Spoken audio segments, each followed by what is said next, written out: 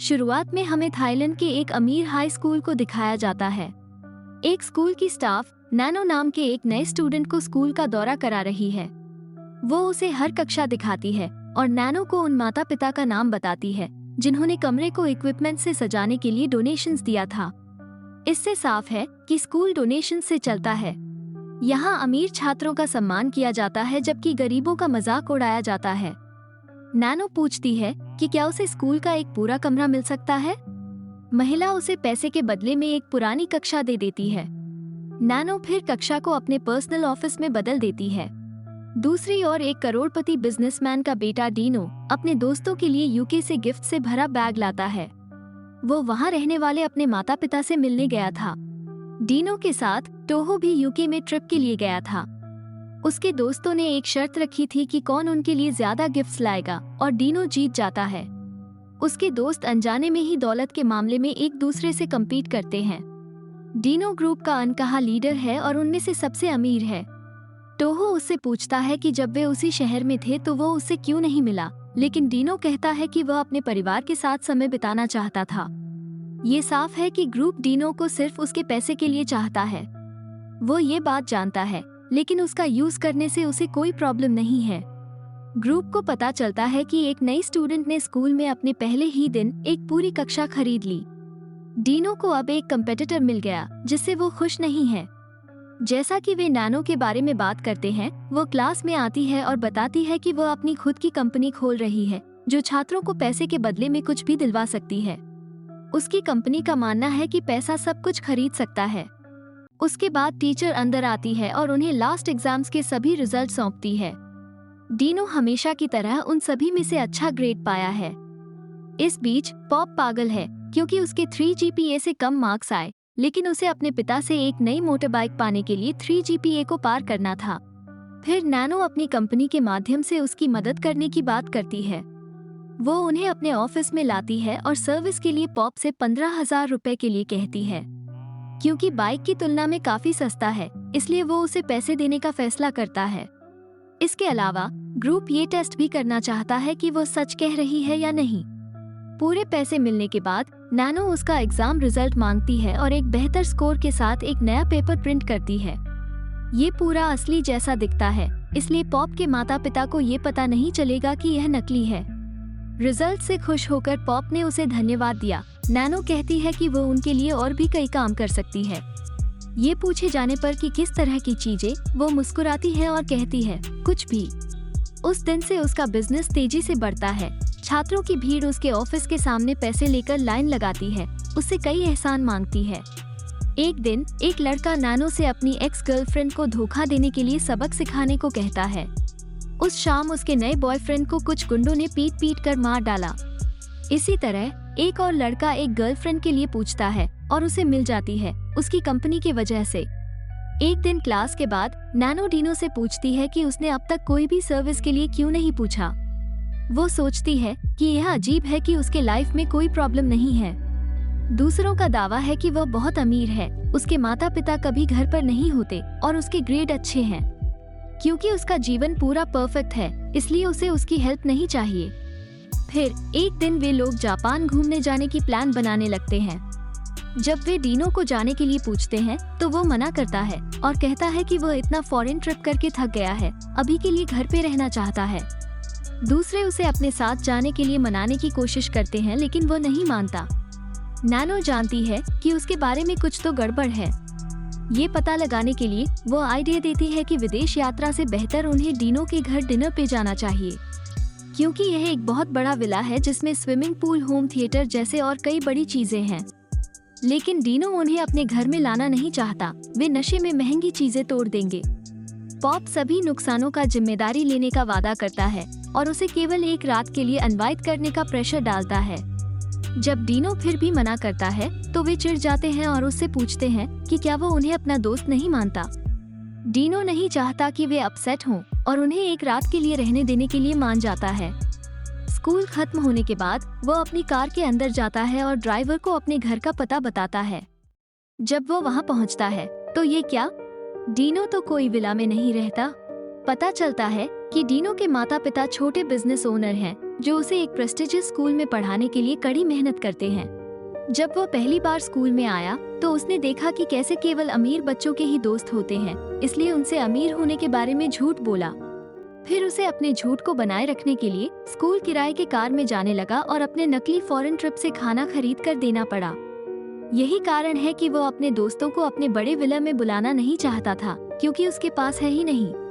Dino के माता पिता सामान्य लोग हैं जिन्हें उनकी बेटे की खुशी के अलावा कुछ नहीं चाहिए।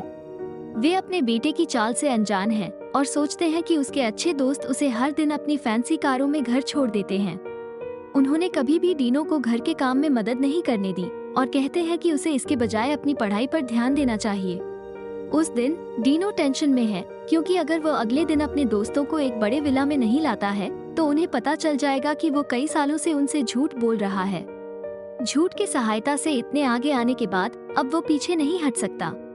फिर उसे ग्रुप चैट में नैनो से एक मैसेज मिलता है कि उसे किस समय उसके घर आना चाहिए। डीनो बचने का उपाय सोच रहा है, लेकिन उसके दोस्त इस बारे में बात करना शुरू करते हैं कि वे रात के खाने में क्या पहनने वाले हैं। बातचीत इसी तरह आगे बढ़ता है और वो उन्हें ना नहीं कह सकता। फिर उसके पास अब एकमात्र तरीका बचता है, नैनो से मदद मांगना। वो उसे फोन करता है और कहता है कि उसे अगले दिन के लिए एक घर चाहिए। नैनो पूछती है कि वो उन्हें अपने घर में क्यों नहीं ले जा सकता। वो फिर भी जोर देकर कहता है कि वो नहीं चाहता कि वे महंगी सजावट को तोड़ दें। नैनो इसे सीक्रेट रखने का वादा करती है और उसकी मदद करने के लिए मान जाती है, लेकिन वो नकली हवेली के लिए 1 लाख रुपए चार्ज करती है। डीनो के पास इतना पैसा नहीं है और सोचता है कि कहां से लाएगा। जब उसके माता पिता अपने बिजनेस के लिए बक्सों को पैकिंग कर रहे होते हैं, तब वह अपने पिता का पर्स चुरा लेता है। जैसे ही वह एटीएम कार्ड निकालने वाला था, उसने अपने माता पिता को लोन कलेक्टर्स के बारे में बात करते हुए सुना, जो उन्हें हर दिन परेशान कर रहे हैं। अगले हफ्ते तक 1 लाख रुपए नहीं देने पर जान से मारने की धमकी मिली है, लेकिन उन्होंने इस महीने में मुश्किल से इतना कमाए हैं कि अब वे कर्जा चुका सकते हैं। उनकी बातचीत सुनने के बाद डीनो कार्ड वापस रख देता है, लेकिन फिर उसके दोस्तों द्वारा उसे झूठा और धोखेबाज कहते हुए एक विजन दिखाई देता है, जो उसे फिर से कार्ड बाहर निकालने के लिए मजबूर करता है। अपने माता पिता को मरने देने से झूठा न कहलाना बेहतर है ना? जब उसके माता पिता सो जाते हैं तो वो घर से बाहर निकल जाता है और एटीएम से पैसे निकाल लेता है। अगली सुबह डीनो अपने पिता को चोरी के बारे में बैंक से एक फोन कॉल पर शिकायत करते हुए सुनता है। जब बैंक वालों ने कहा कि परिवार में से किसी ने इसे निकाल लिया होगा, तब डीनो के पिता इस बात पर विश्वास करने से मना कर देते हैं। डीनो ये सब सुनने के बाद भी बस घर से बाहर निकल जाता है और हवेली के लिए नैनो से मिलता है। नैनो पूछती है कि क्या उसे ये हवेली पसंद है, तो कहता है कि यह उनके घर से थोड़ा छोटा है लेकिन चलेगा। बाद में पूरा ग्रुप रात के खाने के लिए घर पहुंचता है। डीनो गर्व से सोफे पर बैठ जाता है और नाटक करता है कि महंगे सिगार और गोल्फ कोर्स उसके लिए नॉर्मल है। फिर नैनो सजेस्ट करती है कि उन्हें अब विस्की पीना चाहिए। वो नौकरों को बुलाती है जैसे कि उसने कुछ प्लान बनाई हो। जब घर की नौकरानी लॉबी में आती है तो डीनो ये देखकर चौंक जाता है कि यह तो उसके माता पिता हैं। उन्होंने कर्जा चुकाने और ज्यादा पैसा कमाने के लिए नौकरी ली है। वे अपने बेटे को पहचानते हैं, लेकिन उसे अपने दोस्तों के सामने नहीं बुलाते और डीनो शायद ही कुछ कह पाता। जब नैनो इंटरनेट पर उसके माता पिता की तस्वीरें देखने का आइडिया देती है तो उन्हें खोजने पर ये कहते हैं कि वह अपने माता पिता की तुलना में घर के नौकरों जैसा दिखता है। डीनो की माँ उसकी मदद करती है और कहती है कि वह अपने दादा की तरह दिखता है। उसके बाद वे डाइनिंग रूम में जाते हैं और उन्हें एक फुल कोर्स मील परोसा जाता है। जब वे विस्की पीते हैं तो उन्हें पता चलता है कि यह तो फ्रूट जूस है। पॉप डीनो के पिता पर भड़कता है, उसे बेवकूफ कहता है।